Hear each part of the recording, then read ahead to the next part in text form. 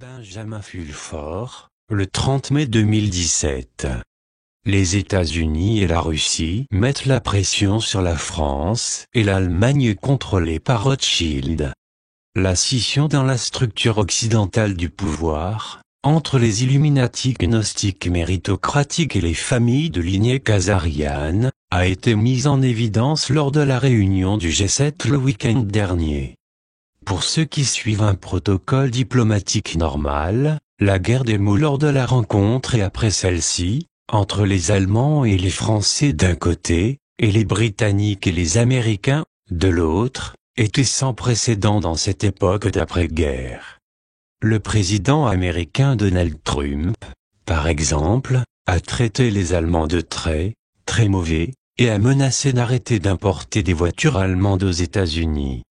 Il a également omis de mentionner l'article 5, la clause de défense collective, dans son discours à l'OTAN, impliquant essentiellement que la Russie pourrait simplement aller de l'avant et marcher sur la France et l'Allemagne, sans se soucier des États-Unis. Sans l'aide des États-Unis, l'Allemagne et la France tomberaient en quelques semaines, face à la Russie. Après le sommet, la chancelière allemande Angela Merkel a, pour sa part, déclaré « L'Europe doit prendre son destin en main » et a noté que la Grande-Bretagne, avec le Brexit et les États-Unis, avec Trump, ne sont plus des partenaires fiables. L'esclave allemand, le président français Emmanuel Macron, a suivi les ordres de ses maîtres, en snobant délibérément Trump et en essayant de lui blesser la main lors d'une poignée de main. Ces sortes de shenanigans, ainsi que la guerre civile qui fait rage à Washington DC, ont incité les médias officiels chinois à dire que la démocratie occidentale tombe en morceaux. Le ton général de l'article appuie également les allégations de la NSA selon lesquelles le président chinois, Xi Jinping, travaille pour les Rothschild, parce qu'il adhère étroitement aux mensonges des médias officiels américains sur Trump, et semble prédire que Trump sera mis en accusation au sujet de la Russie. Les Chinois, bien sûr, sont amers à propos de Trump parce qu'ils ont investi massivement sur Hillary Clinton, et avaient eu en échange la promesse d'avoir le Japon en récompense, si elle gagnait. Ce qui se passe ici, en fait, est une scission entre les pays encore sous la domination de la mafia de la lignée khazariane, et ceux qui se déplacent vers la méritocratie. En d'autres termes, Merkel, qui, en tant que fille d'Hitler, est membre de la famille Saxe-Gotha-Rothschild, rassemble les wagons de défense pour le règne de la lignée khazariane en Europe, au moment même où les États-Unis sont en train de s'en libérer. Le Royaume-Uni et le Canada, bien sûr, conservent le règne symbolique de la lignée, mais c'est pris en charge par le secteur public, en plus c'est ouvert aux yeux de tous, et non pas caché derrière les mensonges et les meurtres, comme c'est le cas en Allemagne, en France, en Italie et ailleurs. À l'intérieur des États-Unis, le combat contre l'arrière-garde khazariane, qui continue à s'accrocher à Washington DC, en est presque à ses dernières étapes, selon le Pentagone et les sources de l'agence. Zbigniew, il est plus facile d'en tuer 1 million que d'en convaincre 1 million. Brzezinski a été envoyé pour rencontrer son maître rock, David Rockefeller, a-t-il ajouté. La mort de Brzezinski signifie que l'architecte principal de la campagne d'hystérie anti-russe à Washington DC est parti, et que cette campagne va commencer à s'évaporer. En fait, l'élite de Washington DC est maintenant dans un pur état de panique, du fait que le mot est sorti que, le soi-disant russe qui aurait divulgué les courriels de Hillary Clinton, n'était autre que le membre de la rédaction du Parti démocrate, Seth Rich, qui a ensuite été assassiné en conséquence. La mort de David Rockefeller signifie que toute sa grille de contrôle, des brigades de meurtre à son conseil sur les relations étrangères, Bilderberg et ses outils de contrôle mental de la commission trilatérale, s'effondrent. C'est là, la véritable raison de la panique. En outre, les efforts déployés par la division khazariane des néocongénocidaires, pour reprendre le contrôle du FBI et, par conséquent, de la police interne des États-Unis, ont été vaincus lorsque la nomination de l'agent israélien du Mossad, Joe Lieberman, d'être à la direction, a été avortée. En plus de cela, plusieurs sources conviennent que Jared Kushner, le principal agent khazarien dans le régime Trump, est en difficulté. Kushner peut non seulement se faire renvoyer, mais aussi se faire traduire en justice, disent les sources du Pentagone. La police militaire et le Congrès en sont également à investiguer Kushner, ainsi que Trump, Lockheed Martin, Goldman Sachs et l'ancien général, David Petraeus, pour avoir reçu ou distribué des commissions sur l'accord annoncé, de 400 milliards de dollars, sur des armes avec l'Arabie Saoudite, disent-ils. En ce qui concerne l'Arabie Saoudite, peut-être est-ce que c'est un bon moment de regarder le résultat global de la visite de Trump, aux principaux centres de pouvoir monothéistes d'Arabie, d'Israël et du Vatican, pour voir ce qui se passe dans la vision plus large des choses. La première chose à noter est que la recommandation de Trump pour une OTAN arabe confirme que les États-Unis et la Russie ont conclu un accord sur la répartition du contrôle du Moyen-Orient et de ses ressources pétrolières. Dans cette division, la Russie obtient une influence sur la Turquie et l'Empire perse réanimé, qui comprend l'Iran ainsi que des parties de l'Irak, de la Syrie et du Liban.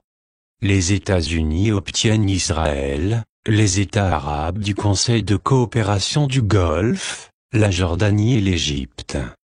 Pour le Pentagone, cela signifie que leurs stands de gaz privés restent à leur disposition pour remplir leurs machines de guerre et leurs coffres. Le fait que Trump ait rencontré le pape, et que la conversation s'est déroulée mieux que prévu, suggère également l'existence d'une alliance chrétienne patriotique entre le Vatican, la Russie et les États-Unis, contre les khazarians adorant Satan. Il s'avère que le pape François appelle Lucifer Dieu parce que, selon la doctrine catholique, Satan a perdu le titre de Lucifer après sa rébellion.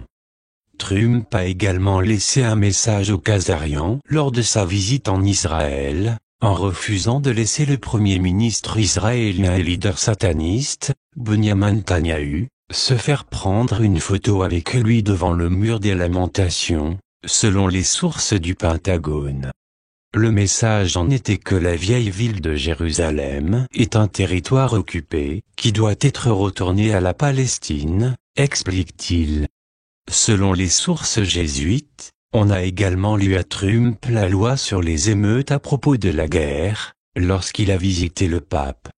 Il a été prévenu de ne même pas songer à utiliser son soi-disant OTAN arabe, comme excuse pour essayer de commencer la Troisième Guerre mondiale entre les Arabes et les Iraniens. Trump sait qu'il sera retiré de son poste s'il essaie, disent les sources. Melania Trump a également clarifié ses allégeances lors du voyage, en refusant de se voiler la tête en Arabie Saoudite, ou lors d'une visite au musée de l'Holocauste, brûlement d'une offrande, mais en portant une voilette lors de sa visite au pape. En d'autres termes, son message était que la force de contrôle dans la présidence de Trump, en ce qui la concernait, était le christianisme et non le judaïsme ou l'islam. Le président russe, Vladimir Poutine, a également précisé la semaine dernière, que la force motrice de son régime était le christianisme.